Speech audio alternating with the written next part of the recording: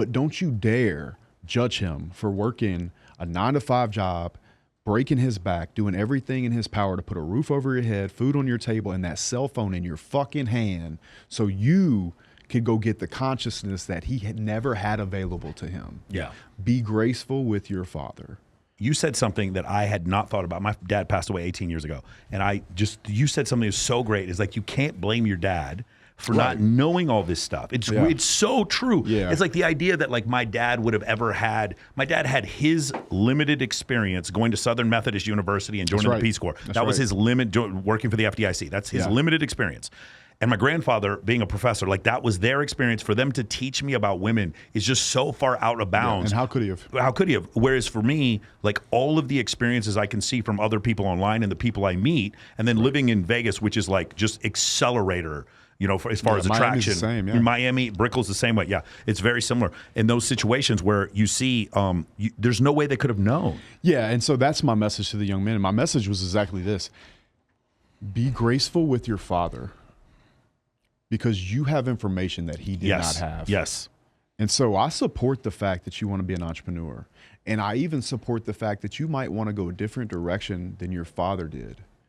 But don't you dare judge him for working a 9-to-5 job, breaking his back, doing everything in his power to put a roof over your head, food on your table, and that cell phone in your fucking hand so you could go get the consciousness that he had never had available to him. Yeah.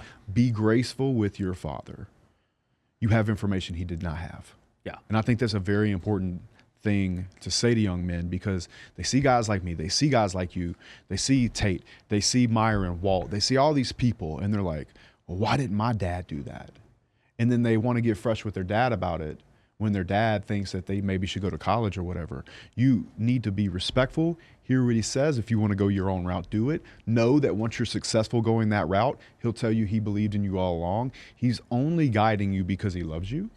And you have a substantial amount more information than he ever could have imagined.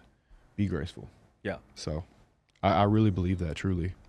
I mean, totally agree, man. It's one of these things where even when you consider a lot of men, so you are 4 times as likely to take your own life, just young men today, as they were before, like young single men, but 9 times as likely if you've been divorced and you've been zeroed out financially. And we see these guys that are putting in these situations and they're over 50, but you remember when they were our age, when they were in their 20s, this information was not available to them. Yeah, they did. And they ran. But the world changed and no one told them. There was a software update. The software update was like accelerated hypergamy based on social media and dating apps, but they didn't get the software update. And because of that, now all of a sudden their wife is receiving stimulus that she wouldn't have gotten 40 years ago, and they're not prepared. The vehicle of the marriage was not prepared for this level of stimulus. And so because of that, they end up breaking up, and he doesn't know what to do or where to go. And we can't blame him for that. That's the hard part for them, is like, we look at him like, oh man, this guy's a simp and whatever. And it's like, no one could, like, it's not even possible for him to have gotten the information to know what the truth was. 1,000%. And then back to the guy that's waiting in the lobby right now. Yeah. Every ounce of programming that the man's 70 years old. Yeah. Every ounce of programming this man ever got was exactly in line where she said she loved me. She messaged me every morning, every evening. She said that we're in this together. He believed her because that's the programming he had. He's not a pussy. He's not a bitch. He's not weak. And he didn't know any better. He's probably you're a product financially of your successful. environment, right? And that's what the environment taught him. Yeah. And so he's just an individual where time, and I would say even it could be argued that in the last 10 years, the world has changed probably more than it has changed in the last 100. And it will be like that successively again and forever. again and again. Yeah. You know, you get to looking at the gap between the rich and the poor, AI, social media is not going away. Yeah. It's going to continue to compound again and again and again. And in fact, it's compounding at such a rate that things that people used to be able to say 5-10 years ago are now getting them canceled. Yeah. Isn't it crazy? Joe Rogan is a great example of that. You're an example. Yeah, I am. But I think Joe Rogan's even better example. Yeah. Because when he said the thing, it was socially okay. Yeah. Then that changed. And then retrospectively, they have an aha moment where they say, okay, he said this.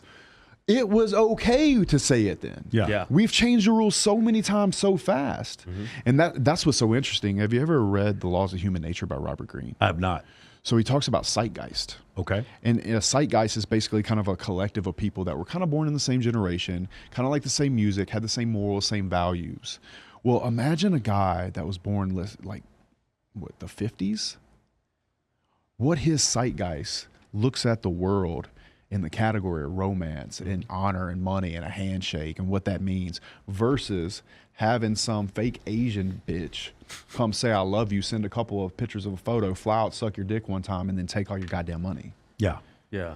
Bro, that wasn't a thing back then. That wasn't a thing in the 70s and the 80s. You can't see this coming. Yeah. This man is not weak. This man is literally fighting a war with muskets, and she's dropping bombs with drones. Yeah. It's a different game. Yeah, so it's one of these a things different game. where he's evolutionarily adapted to something much older than this, and culturally adapted to something when he was growing up. And so those things are not that they're maladaptions to what he has to deal with today. Hey, so you stayed to the end. If you're watching this, I have a gift for you. Click the link below, and I will show you how to position yourself as a high status man for free. Yes, free.